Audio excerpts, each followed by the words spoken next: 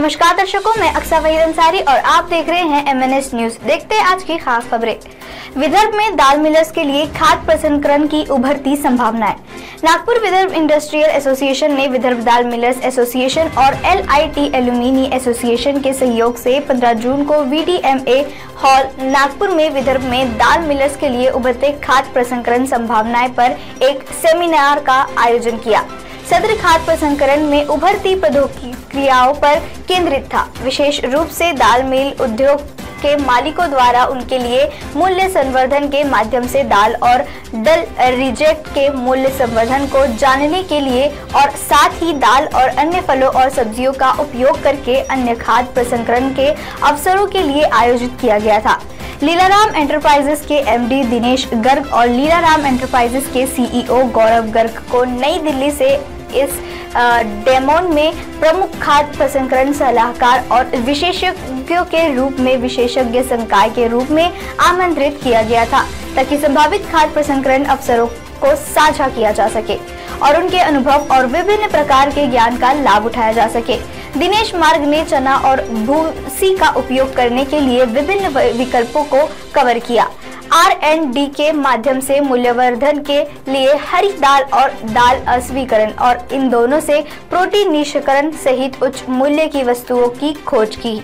दिनेश गर्ग ने अन्य खाद्य प्रसंस्करण तकनीकी जैसे कि खाने की तैयार RTE, IFQA, फ्रीज सुखाने, फैक्यूस फ्राइड मसाले, जड़ी बूटियों का निर्जीकरण, सब्जी निर्जीकरण, ड्रम सुखाने के तकनीकी का उपयोग करके आलू के गुच्छे प्रसंस्करण और सुखाने की तकनीक को भी कवर किया।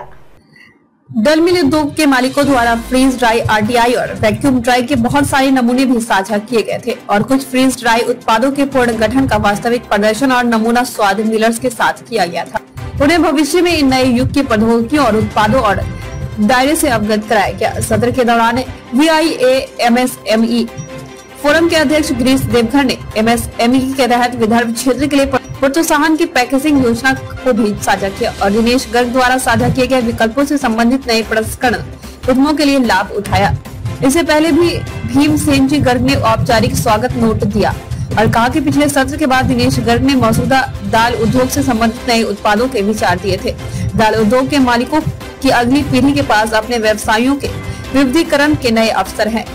VIA MSME फोरम के अध्यक्ष गिरीश देवघर ने कहा कि दिनेश गर्ग भविष्य विशेषज्ञ होने के नाते विस्तार और विविधीकरण से संबंधित दाल मिल उद्योगों के मुद्दे को हल करने के लिए यहाँ है। उनका मार्गदर्शन निश्चित रूप से मौजूदा और भावी अगली पीढ़ी के उद्यमियों को अपने क्षेत्र में नई प्रौद्योगिकी परियोजनाओं को स्थापित करने में मदद करेगा। जगदीश ठकराल ने VIA LITAA और VDMA द्वारा किए गए प्रयासों को धन्यवाद और सराहना की। उन्होंने कहा कि दिनेश गर्ग LIT संस्थान से पास आउट हुए हैं और उनके पास 47 से अधिक वर्षों का अनुभव है और हम सभी मिल मालिकों को उनके ज्ञान का उपयोग विकास और विस्तार के लिए करना चाहिए। LIT संस्थान ने अनुसंधान और विकास के लिए एक उष्मयान केंद्र शुरू किया है। यह केंद्र नवोदित उद्यमियों को समर्थन करने के लिए तैयार होगा। दाल उद्योग से आनंद जैन, हरीश मोतीबाई, सुरेश भोजवानी, सुगेश भोजवानी और विशाल अग्रवाल प्रमुख रूप से उपस्थित थे। अब आप हमारे चैनल को आपके मोबाइल फोन पर भी देख सकते हैं। मोबाइल ऐप पर देखने के लिए प्ले स्टोर से MNS news TV app download करें। इंस्टा, लिंक, ट्विटर, हाई, कुक, फेसबुक और कई सोशल मीडिया के प्लेटफॉर्म्स पर हमारा चैनल उपलब्ध है। आप इसे YouTube पर भी देख सकते हैं।